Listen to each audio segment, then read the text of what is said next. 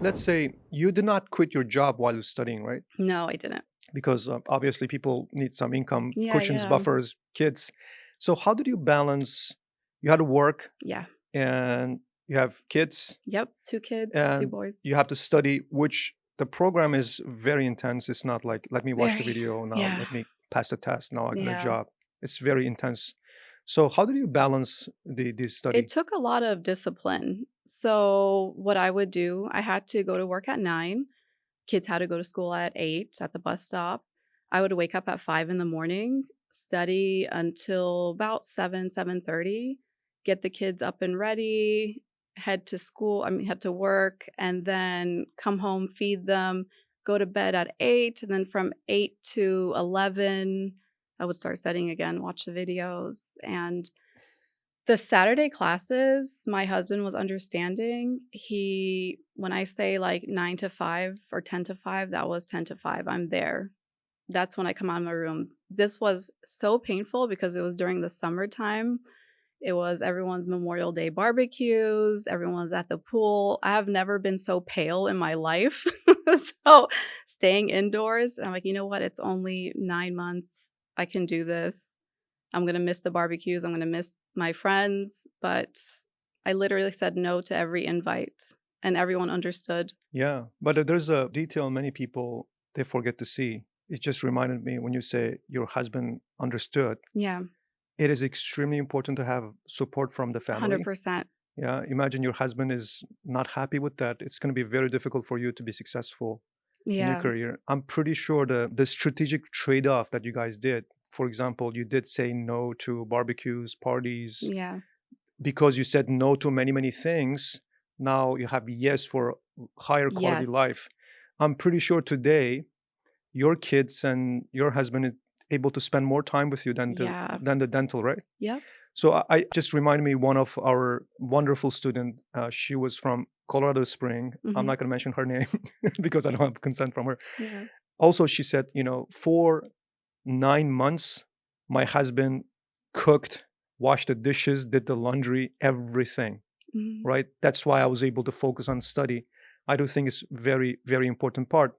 And one thing I know is, how many kids do you have? 2, Two, they're right? 2 boys, 7 and 9. What I know is I have 4 kids. Nice. And I believe one kid is a two full-time jobs. So Mhm, like if you have two, yeah, it's a responsibility of four full-time job. yeah, So waking up at 5, studying for 2.5 hours. Now at 7:30 a.m., you preparing your kids, dropping them off to the school, go to work at 9, come back at 5, prepare meal for your kids yeah, after what, 7 p.m. you said? yeah, 8 when they go to 8, bed, let's say yeah, 8 p.m. to 11, study until 11 p.m. and yeah. whole Saturday you're booked, you're studying. And Sunday is my planning day, so I would plan for the week of studies, like anything I could get done, any assignments, any projects, any videos I can watch just to get ahead of the week. I do that on Sundays. Were there a point that you were like so frustrated and just say, I have a profession, I don't have to learn this much, I don't have to sacrifice this No, much, I'm just gonna give up? You didn't have that idea? nope. I had the grit, the motivation. I kept saying, it's for my family, it's for my kids. What is it being a mom if you come home at 4 or 5 and you just have to lay down because you don't have the energy to get up because the work was so physically hard on your body? Yeah, now I come home the days I go to work, there's a lot of traffic, obviously, in this area. I get home at 6, but I am up, I'm happy with the kids, I have 2 hours with them on those days, I'm cooking, we're laughing, hanging out, watching a movie. So much more different. I'm not sure how to put this together. The other day I was watching a podcast Mhm. and somebody was saying, if you want to have happy kids, Yeah. make your wife happy. If she's Yeah. happy, your kid's gonna be happy. I'm 100% like, I'm married for 20 years. I Congrats. 100% agree with that. Probably your happiness is not now reflecting on your kids as well. Their psychology, Yeah. you know. Yeah, yeah. Yeah. They totally understood too. Kids are smart. And my kids at that time were maybe 6 and 8. Yeah, 5 and 7. Yeah, so they understood. They knew that mommy's studying, mommy's gonna get a better job, mommy's gonna be a cool coder, like whatever whatever they were saying, they were very supportive along with my husband. So something that I believe, my wife told me something very interesting the other day. Mm. I get lots of compliment for my skin. I do social media, right? Yeah, Kuza, yeah. what is your Yeah, yeah. skincare Well, it's routine? great. I was looking at it too. I was like, I don't know, but sometimes I mention to my wife, I remember my mom, she was drinking lots of water Yeah. and she was taking care of her skin so well. And my dad, that guy was like, he was in Russia, Central Asia, Europe. He was doing business all the time. I didn't see him much, but I know my mom, she spent time, took care of her skin. Yeah. And somehow I mentioned to my wife, and my wife says, you know what?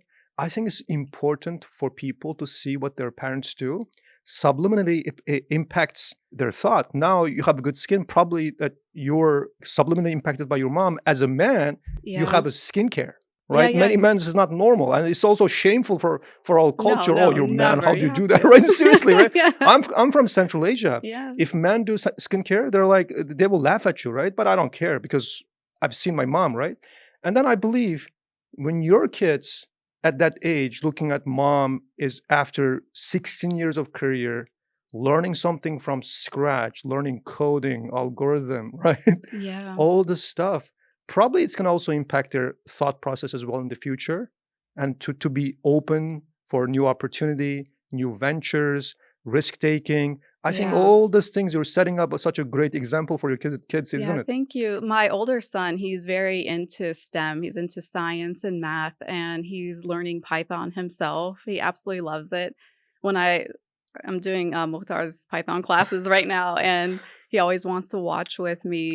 So they are especially proud, and that makes me feel really good. It's so worth it. I think for him also using Python's building agents. Can you how Yeah. old is he? Would you say 9. 9? Yeah. Python is probably one of the main language for artificial intelligence, Yeah. especially making agents. We're going to talk about later. But can you imagine that he started writing Python code at 9? I've learned coding when I was 27. It changed my life. Probably you were learning coding at age of 38, right? Hmm. Our kids or your kid is learning at 9, he's already knowing Python, and from there I'm just thinking, what is the possibility for their future when everything is empowered by amplified by technology or artificial intelligence, isn't it? Yeah. They start young, and in the evenings, dinner time, I have a pack of cards. I like to ask them questions like, if you could go to the future and learn one thing, what would it be? My 9-year-old said he would go into the future, find the one product that's innovative and makes a lot of money, and bring it back here so he can create it now. Like, this is crazy. I'm like, if it's the future, what if you're the one that created it? Like, That is so crazy. I don't think I was thinking about I that don't thing when I even, was yeah, I 9. definitely Yeah. didn't. People 35, they don't think about it. It's Yeah. like, yeah. So what was the most challenging things that when you were studying coding, what was the biggest challenge that you were set? Coding. Coming from healthcare, the way we learn healthcare topics, a lot of memorization. So I have like a good photographic memory and visual. Coding was a little bit more challenging. So I wasn't very strong at math growing up. And it was very intimidating because I don't know, being an immigrant, every time I had a math problem, it's like the teachers were mean. My brother was like, how come you're not understanding this? Like it's like simple stuff. So it was very intimidating to learn, but I just took it day by day. I'm like, I'm going to focus on one logic, then I'm going to learn the next one. And Mukhtar's explanations make it so easy. So I would rewatch the videos. I would rewind. Sometimes a 3-hour video would take me 6 hours to watch. But that is one challenge I had. And I attended every session offered for extra help, like Avengers, all these things to take advantage of that. That and just the minimal things, like when your info sessions, you're like, forget Netflix, forget all this. I have never watched TV. I don't think I still got out of the habit of watching TV. Hanging out with friends, not being able to do that was hard, but I made time for my family instead. I Yeah. don't know, it just brought a lot into perspective, like how much is the TV giving value to your life? Do you have to talk to that one friend you barely talk to that's not even close just because they're going out, for a little bit? I don't know, it just brought me close to family and what are things that are gonna help you grow instead of wasting time. In terms of spending time with other people, Mhm, I want to also share my experience.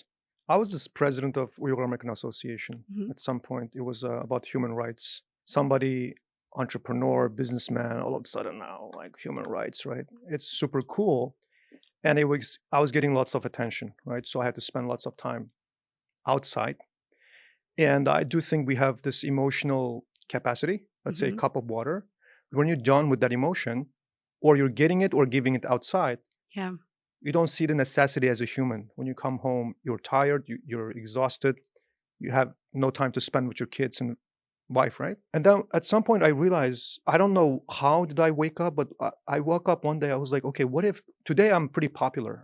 People think that I'm successful. People think that I have money, whatever, right? And if I'm paralyzed today, what would happen to me? Mhm. So I was reverse engineering my like being a sick person, and then I realized, okay, the first week, people was like, oh, he was a nice guy. He was helping people, stuff like that, and some flowers, some wishes, prayers, stuff like that, right? Second week, people like just go back their life. Nobody talks about you. Yep. Third week, like nobody cares. Nobody give a damn about you used to help them a lot. Yeah. Now you're on the bed that you can move.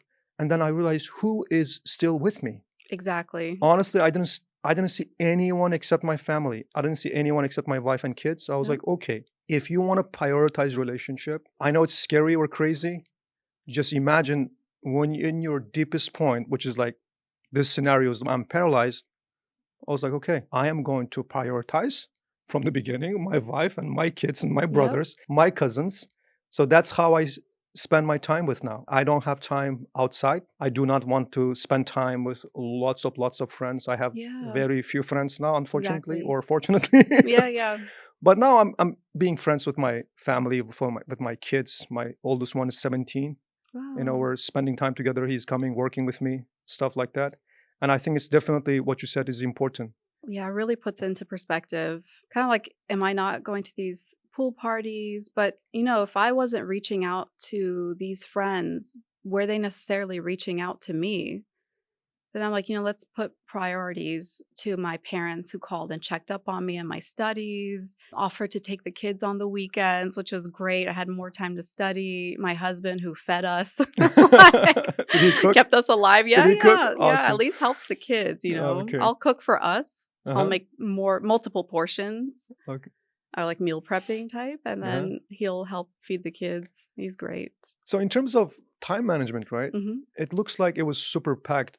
5 a.m., Yeah, 7:30 until 2.5 hour study yeah, and yeah, prep the kids, drop the work, them to school, start working from 9 to 5, coming home, feed them whatever, put them in sleep, and 8 o'clock, 11, super packed, yeah, right? It's a super routine.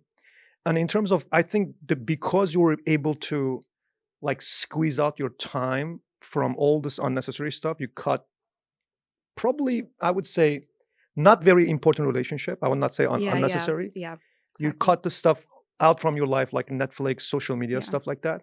So I believe time is most important scarcity in life Yeah. because you can make money. You lose $24,000. You can make $240,000. Nobody says you cannot make that money. You can at some point in your life, but 24 hours is gone. You can never make it back. It's interesting. People like, I don't have no time. I was like, okay, bro, listen, that people have no time. You have 24 hours a day. So Yeah. it's about how do you prioritize your day, right? So when you take away people's money, they're very upset, or Yeah. they are very conscious about having a budget. For example, I make $6,000, 3,000 goes to rent, whatever. Like they don't have unlimited budget, right? They don't Yeah. just spend money like that. What they do? Well, I have $6,000.